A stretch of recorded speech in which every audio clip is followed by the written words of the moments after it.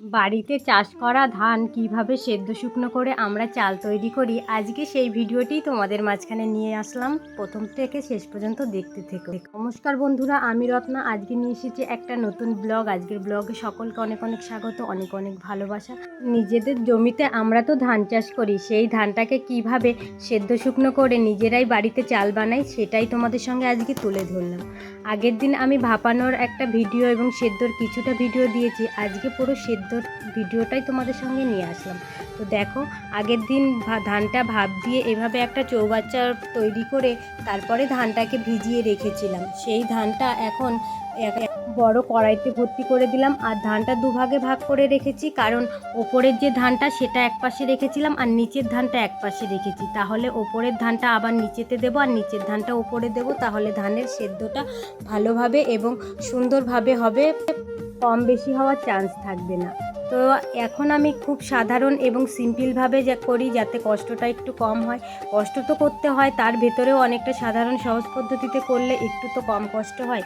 তো এইভাবে দেখো, কড়াইতে পুরো ধানটা বোঝাই করে দিলাম, দিয়ে একটা লাঠির সাহায্যে এইভাবে গর্ত গর্ত করে নিচ্ছি, তাহলে ওই জায়গাটা দিয়ে ভাপটা বেরিয়ে সারা জায়গাটা ভাপটা ছড়াবে। এবং ওপর দিয়ে একটা কাপড় দিয়ে ঢেকে দিলাম, তাহলে ভাপটা বসেও যাবে এবং সুন্দরভাবে পরিপূর্ণভাবে ভাপটা হবে।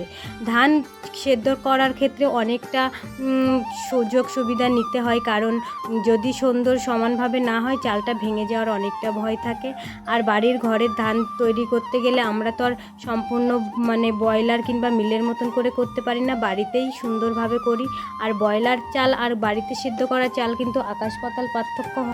আমরা যারা নিজেদের জমির ধানের ভাত খাই, নিজেরা সেদ্ধ শুকনো করি, তারা কিন্তু কেনা চালের ভাতটা খেতে কষ্টই হয়। তো এরপরে দেখো, খুব ভালো করে এইভাবে দাউ দাউ করে অন্তত আধা ঘন্টা ধরে জাল দিয়ে নিতে হবে। আর আমি একদিক থেকে কি করি, জাল দিয়ে আর একদিক থেকে ধানটা ভরি, তাহলে খুব তাড়াতাড়ি হয়ে যায়। আর এই জাল দেওয়ার কাজটা আমার বড়মশাই সবসময় করে দেয়। আমি এর আগে যতবার ধান সেদ্ধ করেছি, প্রথম দিকটায় আমার মাই করে দিত, কারণ বিয়ের আগে কখনো ধান সেদ্ধ শুকনো জাল দেওয়া এগুলো কোনো কিছুই করতে হয়নি, কারণ বাপের বাড়িতে আমার মা, ঠাকুমা, আমার বড় মা সকলে মিলেই করতো। তারপরে বিয়ের পরে কিছুদিন এসে আমার মাও করে দিয়েছে, কিন্তু এর আগে আমার বড়মশাই বেশি চাপটাই নিত আর আমি কম নিতাম। কিন্তু এখন যেহেতু ওর একটু শরীরটা অসুস্থ আছে, সেজন্য ও আমাকে সঙ্গে হেল্প করে, না হলে একার পক্ষে অনেকটা ধান সিদ্ধ করা অনেকটাই কষ্টকর হয়ে যায়। আর ও যেহেতু এক পাশ দিয়ে জাল দিয়ে দেয়, সেজন্য আমি আর এক পাশ দিয়ে তাড়াতাড়ি অন্য কাজগুলো করি। তো এইভাবে দেখো, যখনই ভাপটা উঠে গেল তখন এক এক করে ধানগুলো কেটে নিয়ে এই পাশে একটা নেট আগে থেকে আমি পেতে নিয়েছি, এরপরে নেটে খুব সুন্দর করে মেলে দিচ্ছি। আর ধানটা যদি এক জায়গায় গাদা করে রাখা হয়, তাহলে ধানটা আবার ভাত বেরিয়ে যাবে, আর ভাত বেরিয়ে গেলে সেই চালটাও কালো হয়ে যায় এবং ভাতটা খেতেও পরে গিয়ে ভালো লাগে না।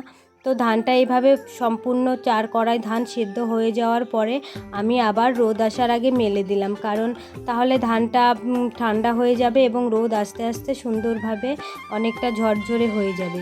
এরপরে ধান মেলার পরে খুব ঘন ঘন এইভাবে পা দিতে হয়। যত ঘন ঘন করে এইভাবে নাড়াচাড়া করব, তত তাড়াতাড়ি ধানের জলটা মরে যাবে এবং তত তাড়াতাড়ি শুকাবে।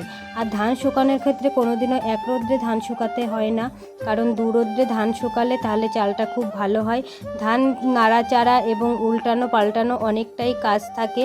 তো ধান যখন সেদ্ধ করার পরে এইভাবে মেলে দিয়ে খুব নাড়াচাড়া করে নিতে হয়। তারপরে আমি এই যে ধানগুলো সাইড দিয়ে ছিটিয়ে আছে, সেগুলো ঝাঁটা দিয়ে ঝাড় দিয়ে দিচ্ছি, না হলে যেগুলো পাতলা থাকবে সেগুলো আগে শুকিয়ে যাবে, চালগুলো ভেঙে যাওয়ার অনেকটা চান্স থাকে। তো এইভাবে ধানটা সেদ্ধ করার পরে নেটে মেলা এবং সেটা নাড়াচাড়া করা, সেই ভিডিওটিই তোমাদের সঙ্গে শেয়ার করলাম। আর আজকে ছিল আমার ধান সেদ্ধ করার শেষ দিন, সেজন্য সেই ভিডিওটিও তোমাদের সঙ্গে দিয়ে দিলাম। ধান সেদ্ধ করার পরে যে ইট দিয়ে চৌবাচ্চা বানিয়েছিলাম, সেই ইটগুলো আমি পরিপূর্ণভাবে গুছিয়ে নিলাম। তো এই ছিল আজকের ভিডিওটি কেমন লাগলো লাইক কমেন্ট শেয়ার করে আমাকে জানিও কিন্তু।